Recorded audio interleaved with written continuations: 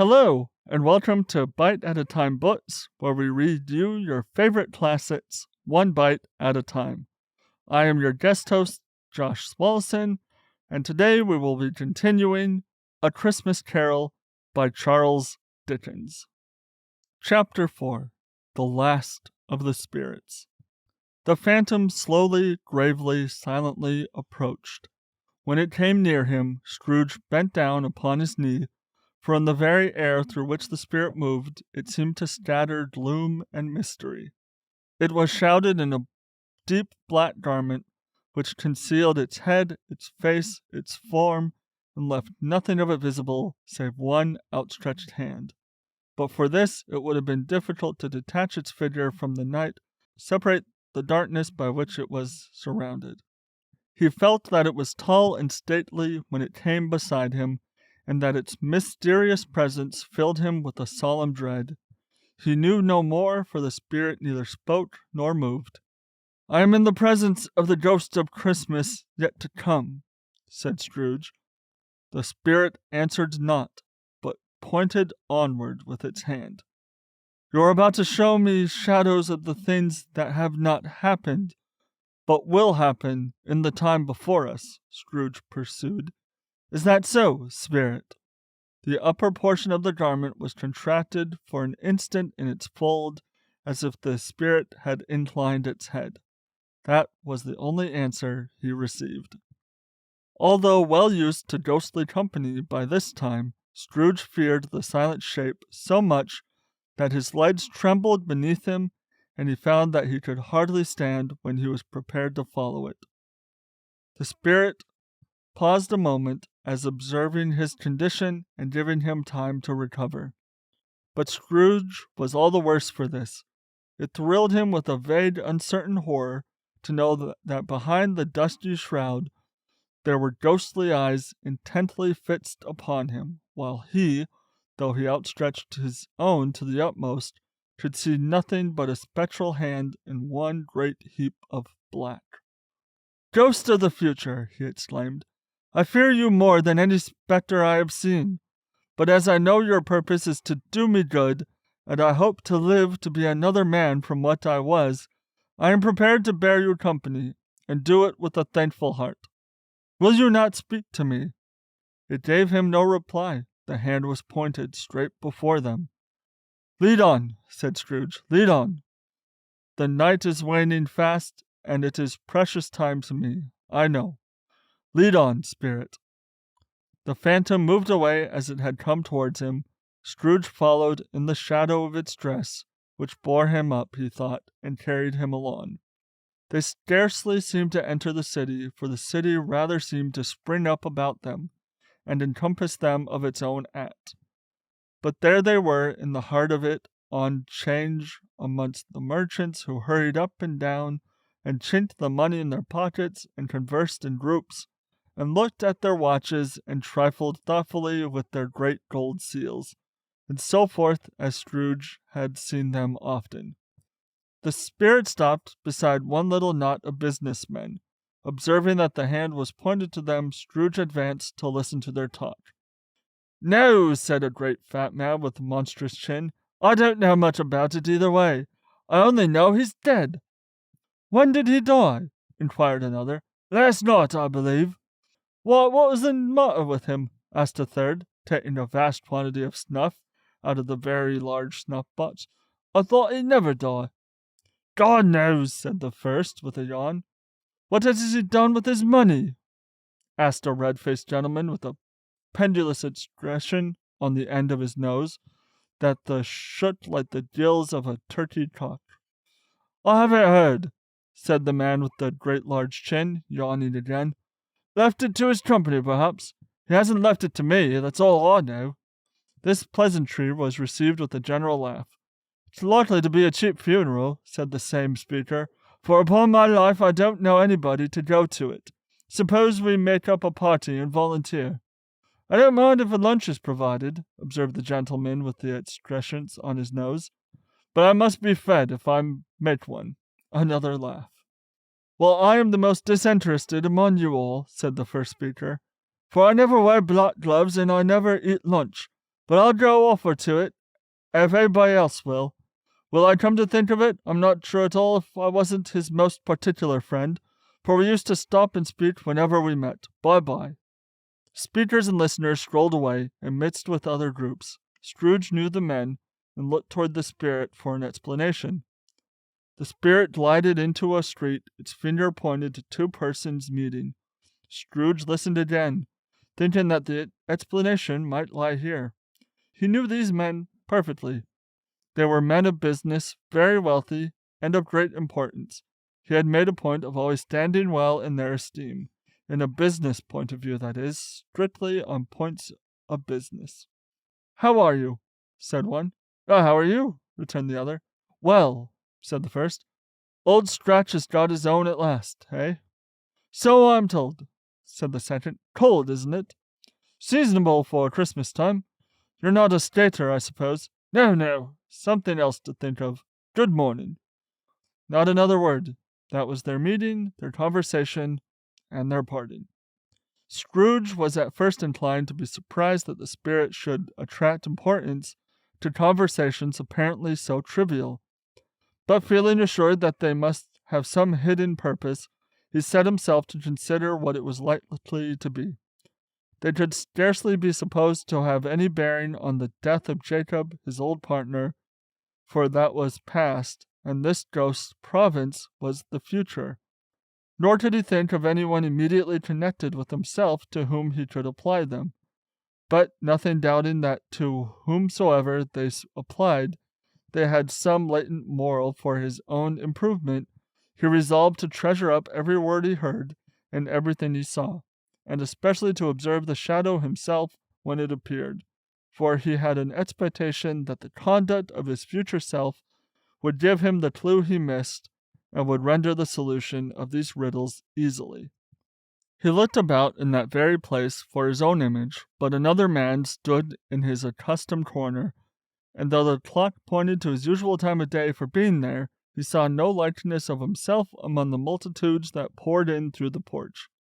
It gave him little surprise, however, for he had been revolving in his mind a change of life, and thought and hoped he saw his newborn resolutions carried out in this. Quiet and dark beside him stood the phantom with its outstretched hand. When he roused himself from his thoughtful quest, he fancied from the turn of the hand and its situation in reference to himself that the unseen eyes were looking at him keenly. It made him shudder and feel very cold. They left the busy scene and went into an obscure part of the town, where Scrooge had never penetrated before, although he recognized its situation and its bad repute. The ways were foul and narrow, the shops and houses wretched, the people half-naked, drunken, slipshod, ugly. Alleys and archways, like so many cesspools, disgorged their fences of smell and dirt and life upon the straggling streets, and the whole quarter reeked with crime, with filth, and misery. Far in this den of infamous resort, there was a low-browed, beetling shop, below a penthouse roof, where iron, old rads, bottles, bones, and greasy offal were bought.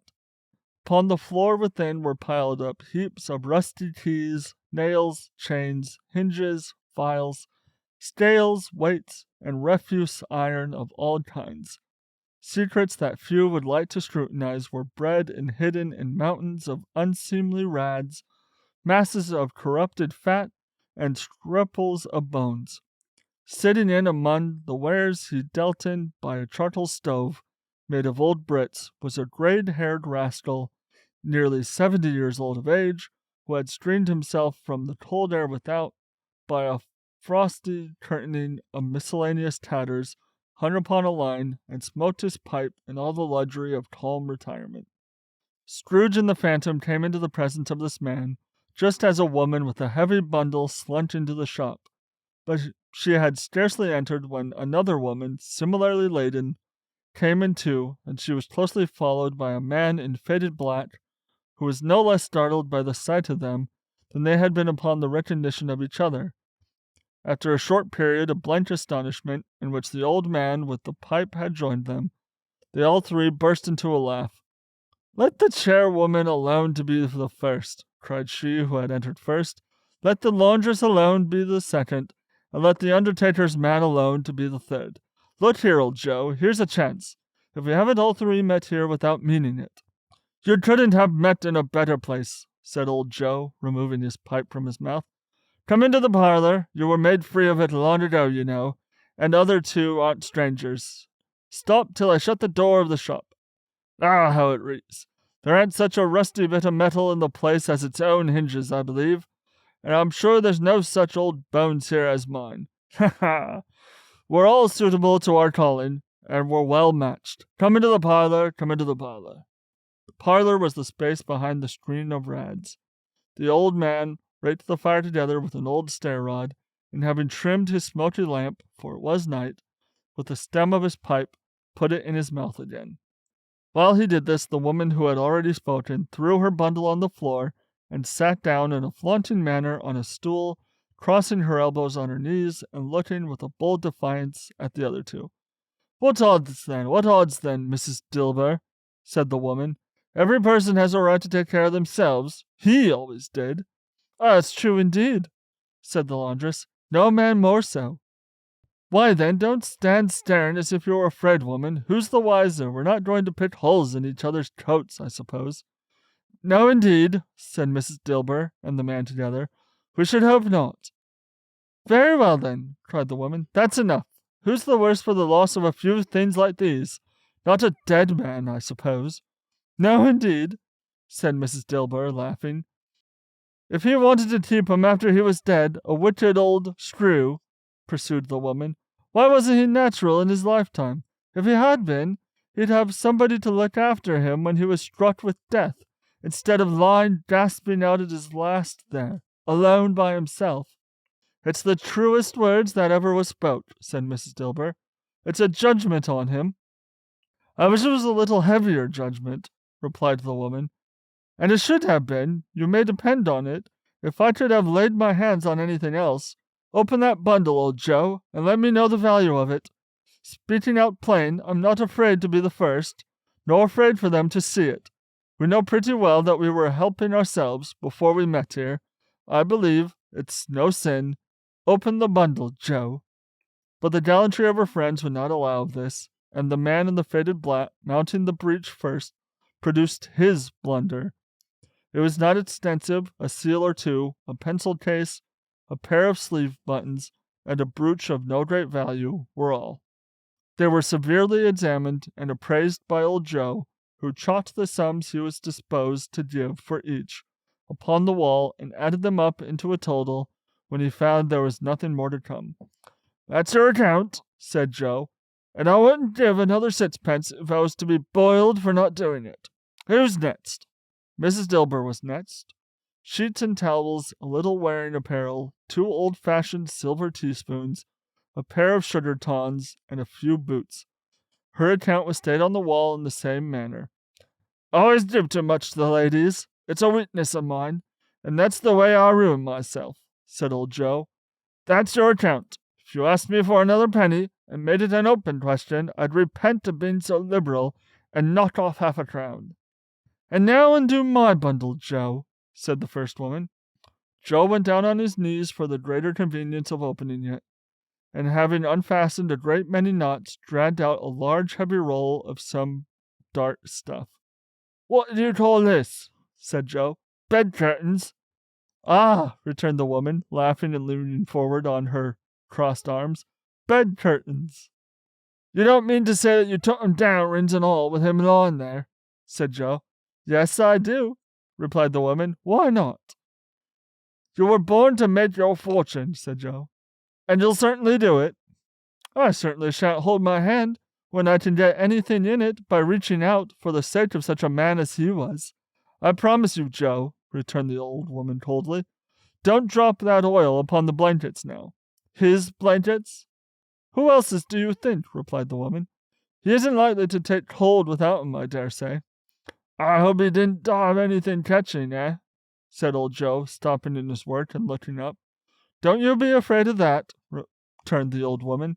"I ain't so fond of his company that I'd loiter about him for such things, if he did. Ah, you may look through the shirt till your eyes ache, but you won't find a hole in it, nor a threadbare place. It's the best he had, and a fine one too. They'd have wasted it if it hadn't been for me." "What do you call wasting of it?"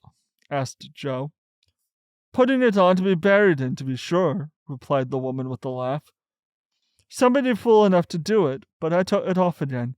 If calico ain't good enough for such a purpose, it isn't good enough for anything. It's quite as becoming to the body. He can't look uglier than he did in that one." Scrooge listened to this dialogue in horror, as they sat grouped around their spoil, in the scanty light afforded by the old man's lamp. He viewed them with a disdain and disgust, that would hardly have been greater though they had been obscene demons marketing the corpse itself. "Ha ha ha!" laughed the same woman, when old Joe, producing a flannel bag with money in it, told out their several gains upon the ground. "This is the end of it, you see. He frightened every one away from him, and when he was alive to profit us when he was dead. Ha ha ha!" "Spirit," said Scrooge, shuddering from head to foot, I see. The case of this unhappy man might be my own. My life tends that way now. Merciful heaven, what is this?" He recoiled in terror, for the scene had changed, and now he was almost touched a bed, a bare, uncurtained bed, on which, beneath a ragged sheet, there lay a something covered up, which, though it was dumb, announced itself in awful language. The room was very dark, too dark to be observed with any accuracy, though Scrooge glanced round it in obedience to a secret impulse, anxious to know what kind of room it was. A pale light rising in the outer air fell straight upon the bed, and on it, plundered and bereft, unwatched, unwept, uncared for, was the body of this man. Scrooge glanced toward the phantom. Its steady hand was pointed to the head. The cover was so carelessly adjusted that the slightest raising of it, the motion of a finger upon Scrooge's part, would have disclosed the face. He thought of it, felt how easy it would be to do so, and longed to do it, but had no more power to withdraw the veil than to dismiss the spectre at his side. "O cold, cold, rigid, dreadful death, set upon thine altar here, and dress it with such terrors as thou hast at thy command, for this is thy dominion. But of the loved, revered, and honored head thou canst not turn one hair to thy dread purpose, or make one feature odious. It is not that the hand is heavy, and will fall down when released. It is not that the heart and pulse are still, but that the hand was open, generous, and true, the heart brave, warm, and tender, and the pulse a man's.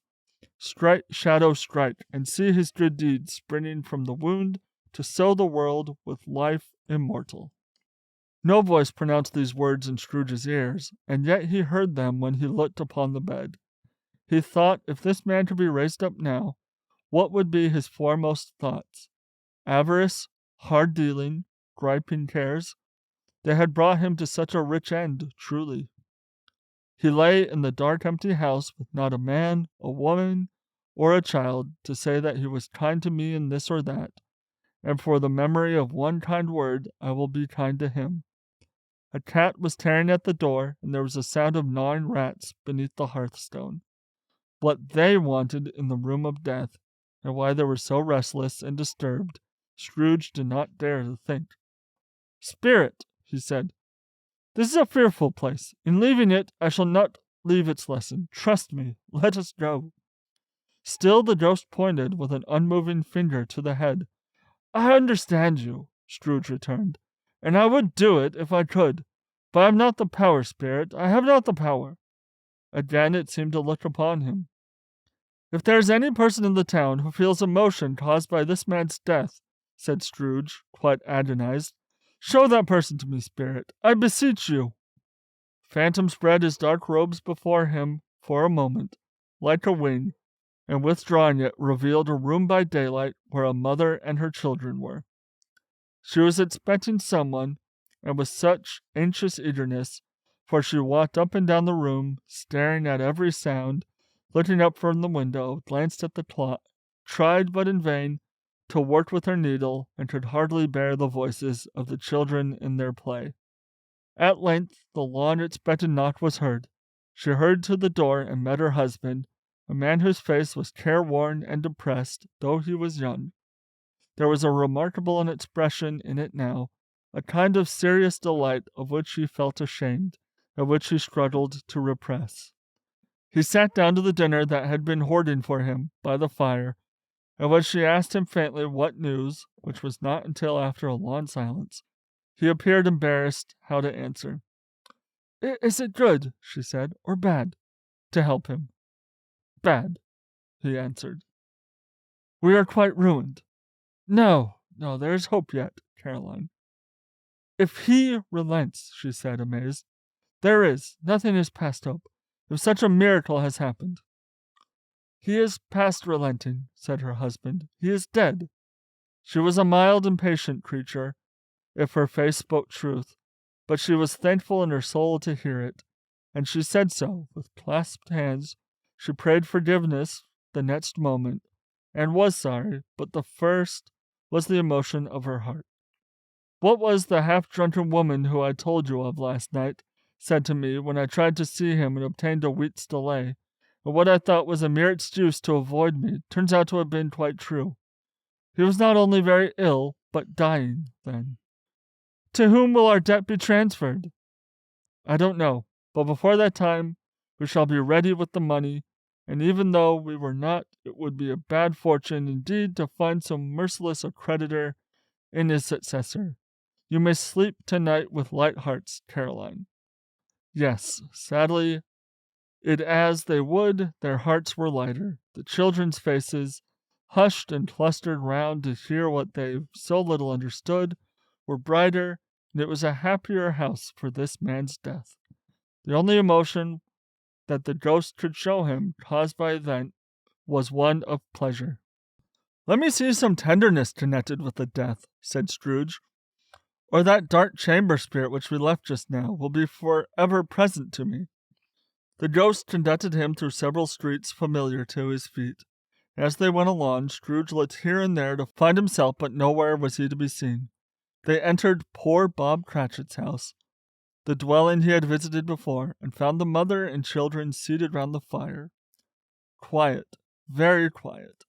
The noisy little Cratchits were as still as statues in one corner, and sat looking up at Peter, who had a book before him.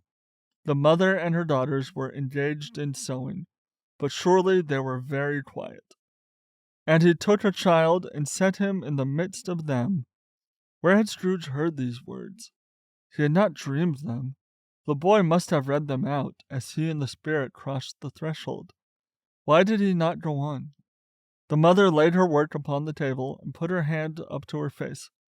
"The color hurts my eyes," she said. "The color? Ah, poor Tiny Tim." "They're better now again," said Cratchit's wife. "It makes them weak by candlelight, and I wouldn't show weak eyes to your father when he comes home, for the world. It must be near his time." "Past it, rather," Peter answered, shutting up his book. "But I think he has walked a little slower than he used to. These few last evenings, mother." They were very quiet again. At last she said, and in a steady, cheerful voice that only faltered once, I have known him walk with Tiny Tim upon his shoulder, very fast indeed." "And so have I," cried Peter, "often." "And so have I," exclaimed another. So had all. "But he was very light to carry," she resumed, intent upon her work. "And his father loved him so, that it was no trouble, no trouble. And there's your father at the door." She hurried out to meet him, and little Bob and his comforter, he had no need of it, poor fellow, came in. His tea was ready for him on the hob, and they all tried who should help him to it most. Then the two young Cratchits got upon his knee and laid, each child, a little cheek against his face, as if they said, "Don't mind it, father, don't be grieved." Bob was very cheerful with them, and spoke pleasantly to all the family. He looked at the work upon the table, and praised the industry and speed of Mrs. Cratchit and the girls, that they would be done long before Sunday, he said. "Sunday? You want today, then, Robert?" said his wife. "Yes, my dear," returned Bob. I wish you could have gone. It would have done you good to see how green a place it is. But you'll see it often. I promised him that I would walk there on a Sunday. My little child, cried Bob. My little child. He broke down all at once. He couldn't help it. If he could have helped it, he and his child would have been farther apart, perhaps, than they were. He left the room and went upstairs into the room above, which was lighted cheerfully and hung with Christmas. There was a chair set close beside the child, and there were signs of someone having been there lately. Poor Bob sat down in it, and when he had thought a little and composed himself, he kissed the little face. He was reconciled to what had happened, and went down again, quite happy. They drew about the fire and talked, the girls and mother working still. Bob told them of the extraordinary kindness of Mr. Scrooge's nephew, whom he had scarcely seen but once, and who, meeting him in the street that day, and seeing that he looked just a little down, you know, said Bob, inquired what had happened to distress him. On which, said Bob, for he is the pleasant-spoken gentleman you ever heard, I told him. I am heartily sorry for it, Mr. Cratchit, he said, and heartily sorry for your good wife. By the by, however he knew that, I don't know. Knew what, my dear? Why, that you were a good wife, replied Bob. Everybody knows that, said Peter. Very well observed, my boy, cried Bob. I hope they do. Heartily sorry, he said, for your good wife. If I can be of service to you in any way, he said, giving me his card, that's where I live. Pray come to me. Now it wasn't, cried Bob, for the sake of anything he might be able to do for us, so much as for his kind way, that this was quite delightful. It really seemed as if he had known our Tiny Tim, and felt with us. I'm sure he's a good soul, said Mrs. Cratchit. You would be sure of it, my dear, returned Bob, if you saw and spoke to him. I shouldn't be at all surprised, mark what I say, if he got Peter a better situation. Only hear that, Peter, said Mrs. Cratchit. And then, cried one of the girls, Peter will be keeping company with someone, and setting up for himself. Get along with you, retorted Peter, grinning. It's just as likely as not, said Bob. One of these days, though there's plenty of time for that, my dear. But however and wherever we part from one another, I am sure we shall none of us forget poor Tiny Tim. Shall we? Or this first parting that there was among us. Never, father, cried they all. And I know, said Bob, I know, my dears, that when we recollect how patient and how mild he was, although he was a little child, we shall not quarrel easily among ourselves and forget poor Tiny Tim in doing it. No, never, father, they all cried again. I am very happy, said little Bob. I am very happy. Mrs. Cratchit kissed him, his daughters kissed him, the two young Cratchits kissed him, and Peter and himself shook hands. Spirit of Tiny Tim, thy childish essence was from God. Spectre, said Scrooge, something informs me that our parting moment is at hand. I know it, but I know not how. Tell me what man that was whom we saw lying dead. The ghost of Christmas yet to come conveyed him, as before, through a different time. He thought, indeed, there seemed no order to these later visions, save that they were in the future, into the resorts of business men, but showed him not himself. Indeed, the spirit did not stay for anything, but went straight on, as to the end just now desired, until besought by Scrooge to tarry for a moment. This court, said Scrooge, through which we hurry now, is where my place of occupation is. Has been for a length of time. I see the house. Let me behold what I shall be in days to come. The spirit stopped. The hand was pointed elsewhere. The house is yonder, exclaimed Scrooge. Why do you point that way? The inexorable finger underwent no change. Scrooge hastened to the window of his office and looked in. It was an office still, but not his. The furniture was not the same, and the figure in the chair was not himself. The phantom pointed as before. He joined it once again, and wondered why and whither he had gone, accompanied it until they reached an iron gate. he paused to look round before entering. A churchyard. Here then the wretched man whose name he had now to learn lay underneath the ground. It was a worthy place, walled in by houses, overrun by grass and weeds, the growth of vegetation's death, not life, choked up with too much burying, fat with repeated appetite. A worthy place. The spirit stood among the graves and pointed down to one. He advanced towards it trembling. The phantom was exactly as it had been, but he dreaded that he saw a new meaning in its solemn shape. "Before I draw near to that stone to which you point," said Scrooge, "answer me one question. Are these the shadows of the things that will be, or are they shadows of things that may be only?" Still the ghost pointed downward to the grave by which it stood. "Men's courses will foreshadow certain ends, to which, if persevered in, they must lead," said Scrooge. "But if the courses be departed from, the ends will change. Say it is thus with which you show me." Spirit was immovable as ever. Scrooge crept towards it, trembling as he went, and following the finger, read upon the stone of the neglected grave his own name, Ebenezer Scrooge.